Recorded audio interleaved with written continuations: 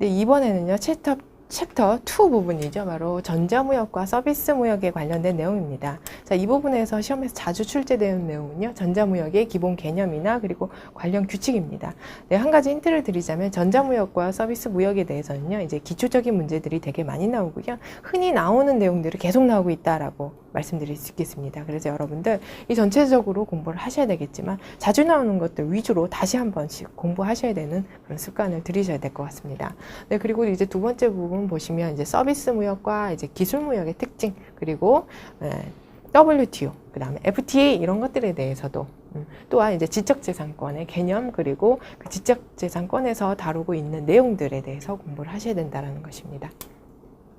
자, 대표적으로 하나 샘플을 보여드릴게요. 자, 유트레이드 허브라는 것입니다. 바로 유트레이드 허브라는 것은 뭐냐면, 자, 우리나라에서 이제 전자무역을 더 활성화하기 위해서 만든 하나의 포털 사이트라고 보시면 돼요. 네, 이 사이트에서 어떠한 내용들을 다루고 있는지, 즉 제공하는 서비스들을 여러분들이 제대로 알고 계셔야 되겠습니다.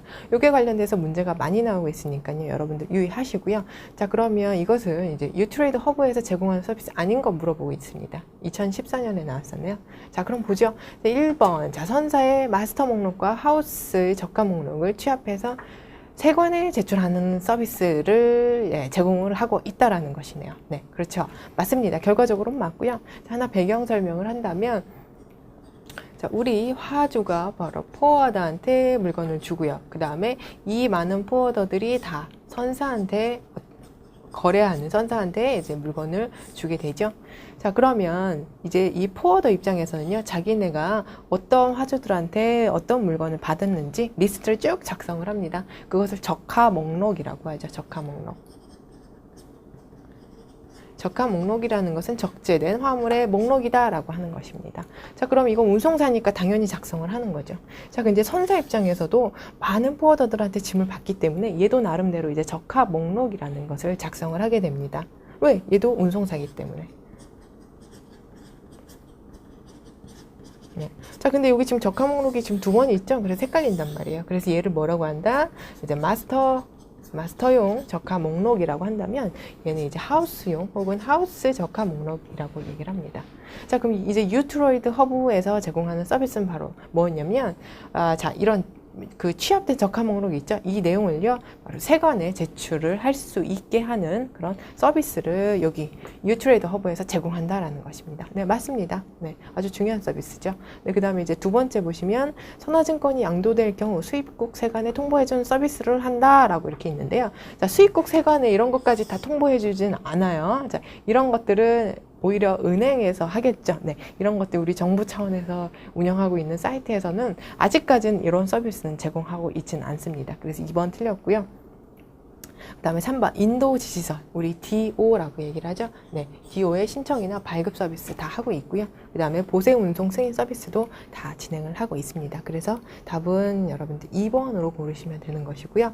자, 그 다음에 이번에는 이제 전자문서 및 전자거래 기본법에 규정하고 있는 내용에 관련돼서 특히 전자문서 송수신에 관련된 이런 문제입니다. 자, 이 부분 시험에 되게 잘 나오고 있죠. 그리고 이것은 말이 좀 복잡해요. 그래서 처음에 이제 개념을 잘 잡고 가셔야 될 것 같은데, 이 문제 풀기 전에 한번 제가 그 정리한 내용을 보도록 하겠습니다. 이 부분은 역시 여러분들 교재에도 있으니까 참고해서 같이 보시면 되겠습니다.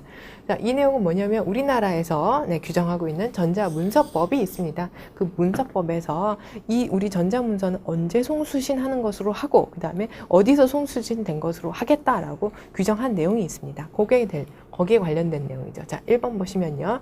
자, 전자문서는 수신자 및 혹은 그 대리인이 해당 전자문서를 수신할 수 있는 처리 시스템, 네, 그 시스템에 입력했을 때 송신된 것으로 본다라고 써 있습니다. 자, 이게 무슨 얘기냐면 한번 정리해 볼게요. 자, 전자문서는 언제 송신된 거냐라고 얘기를 한다면, 자, 이것은 자, 수신자가 자기가 받을 수 있는 그 정보를 받을 수 있는 시스템에 보낸 사람이 입력한 경우가 바로 그 수신자가 그 발송자가 송신한 것으로 본다라는 것입니다.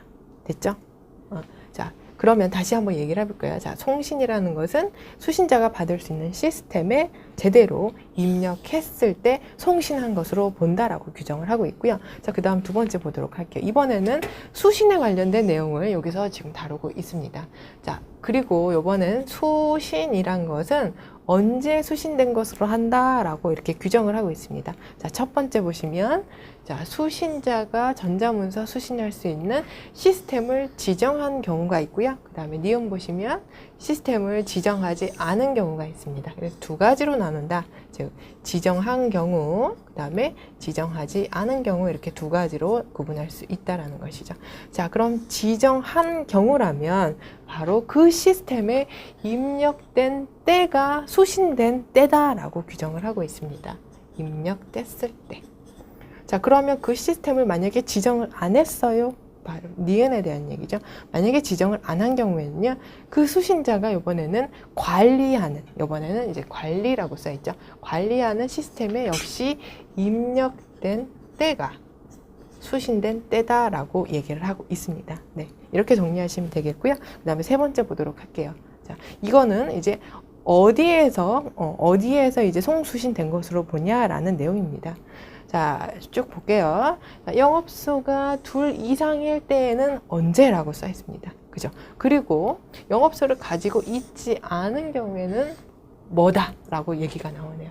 다시 한번 그럼 정리하도록 하겠습니다. 이 내용 보시면서 보세요. 자, 영업소가 여러 개다, 두 개 이상이다 라고 한다면 그 시스템, 그 정보는, 그 문서는요, 자, 주로 관리하는 영업소에서 송수신한 것으로 본다라는 것입니다. 그러니까 주된 영업소, 가장 관련된 영업소, 주로 관리하는 영업소가 거기에서 서류를 송신하거나 수신한 것으로 이렇게 규정을 한다라는 얘기고요. 근데 이번에는 이제 영업소 자체가 없어요. 영업소 자체가 없다. 그런 경우에는 자, 어디다? 바로 상거소다. 네, 상거소에서 송수신한 것으로 이제 규정을 한다라는 얘기입니다. 자, 그럼 상거소라는 것은 뭐냐면 영업소가 없기 때문에 이제 그 사람이 항상 거주하는 그런 자리를, 그 공간을 얘기를 합니다. 항상 거주하는 자리, 그러니까 뭐 집이라던가 이런 곳을 얘기를 하는 거죠. 상시 거주하는 곳을 얘기를 하는 겁니다. 자, 그럼 아까 그 내용을 토대로 해서 이제 한번 연습 문제 좀 풀어보도록 할게요. 자, 그러면 자, 이것은 이제 옳은 것에 대한 문제를 물어보고 있는 거, 옳은 것을 이제 물어보고 있는 문제입니다. 자, 그럼 보죠.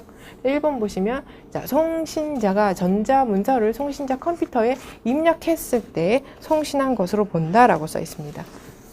자, 그럼 요거는 첫 번째 거네요. 그죠? 송신된 것으로 본다. 뭐였어요? 전자문서를 송신자 컴퓨터에 입력할 때요? 아니죠? 송신자가 아니고 수신자 컴퓨터에 입력했을 때, 즉 수신자가 수신 가능한 시스템에 입력했을 때 송신된 것으로 본다라고 했죠. 그래서 이 부분이 틀렸죠. 수신자의 수신 가능한 정보 처리 시스템에 입력했을 때 송신된 것으로 본다가 맞습니다. 네, 그래서 1번 틀렸고요. 자, 그 다음에 2번 보도록 할게요. 자, 수신자가 전자문서를 수신할 정보 시스템을 지정한 경우, 이렇게 나왔죠. 지정한 경우에는 지정된 정보 처리 시스템에서 수신자가 이를 출력할 때 수신된 것으로 본다. 그렇게 안 써 있었죠. 뭐라고 써 있었냐면요. 자, 이 지정된 정보 처리 시스템에 입력된 때 수신된 것으로 본다라고 규정을 했습니다. 그래서 역시 출력할 때가 아니고, 네, 입력된 때에 수신된 것으로 본다라고 했기 때문에 역시 2번 틀렸죠. 그 다음에 3번 보도록 하죠. 수신자가 전자문서를 수신할 정보 처리 시스템을 지정하지 않은 경우에는 송신자가 관리하는 정보 처리 시스템에 입력된 때를 수신된 것으로 본다라고 써 있습니다. 자, 그럼 어느 부분이 틀렸습니까? 바로 이 부분이 틀렸죠. 송신자가 관리하는 게 아니고 수신자가 관리하는 그 시스템에 입력된 때 수신된 것으로 본다가 맞습니다. 그래서 역시 3번이 틀렸다. 자, 그 다음에 4번 볼게요. 수신자가 만약에 영업소를 가지고 있지 않은 경우에는 그 상거소에서 수신 혹은 발신된 것으로 본다. 맞죠? 네. 자, 여기서 근데 이제 수신자라고 했기 때문에 여기서 수신된 것으로 본다. 네, 이상이 없죠. 영업소가 없는 경우에는 상거소, 그렇죠? 만약에 영업소가 2개 이상이다, 그러면 가장 관련된 곳, 그죠? 가장 주로 사용하는 영업소가 그 기준 자리다라고 얘기를 하고 있습니다. 네, 그래서 역시 네, 1번, 2번, 3번 틀렸고요. 그래서 이제 4번이 맞다라고 말씀드릴 수 있겠습니다. 네. 됐어요. 네. 됐고요. 그 다음에 이제 좀 이따가 챕터 3 들어갈게요.